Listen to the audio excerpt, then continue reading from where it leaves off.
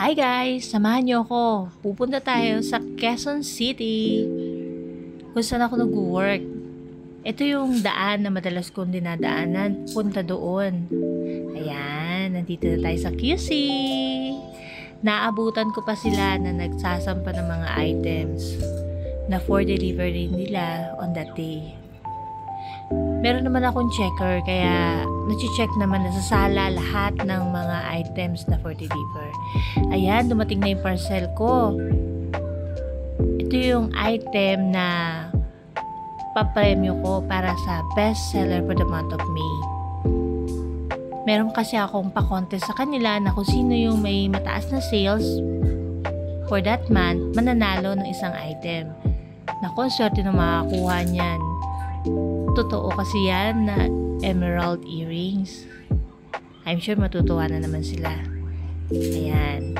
Mag-check na ako dito ng mga items. Tine-check ko yung mga in and outs nila. Importante kasi yan. Para hindi sila magkakamali doon sa mga nire-resibo nila. Kailangan balanse yung nasa system at saka actual items. Ayan, ito na yung truck na last na magdi-deliver that day. Ini-instruct siya ng maigi ng checker. Pinapaliwanag sa kanya yung mga orders ng client. Kasi kailangan on time sila makarating sa time na inaabangan sila ng client. Siyempre, dapat hindi malate. Ayan. Kapag paalis na yung mga trucks, kailangan i-guide sila. Kailangan may mag-witness hanggang sa makalayo sila.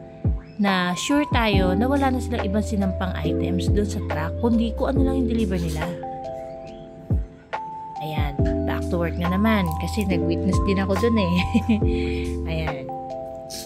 Check ko ulit yung mga orders na pinasok nila, kung tama. Baka kasi mamaya sobra-sobra yung mga quantity, so kailangan ko ipa-edit yun. Talagang kailangan mapusisi yung pag-check, walang mangi-istorbo kasi hindi ako pwede magkamali. Hindi pwede lumagpas sa akin kung ano yung mali nila. Kailangan sa akin pa lang masasala ko na. Para hindi na rin kami mahihirapan. Wala tayong magiging problem pagdating sa inventory. Yan, iniisa-isa ko talaga na maiiyan. Tapos kapag meron akong hindi maintindihan dyan, meron silang mga nilagay na hindi ko maintindihan, tinatanong ko sila dyan. Ini-interview ko. Ayan, hanggang dito na lang ulit. Bye!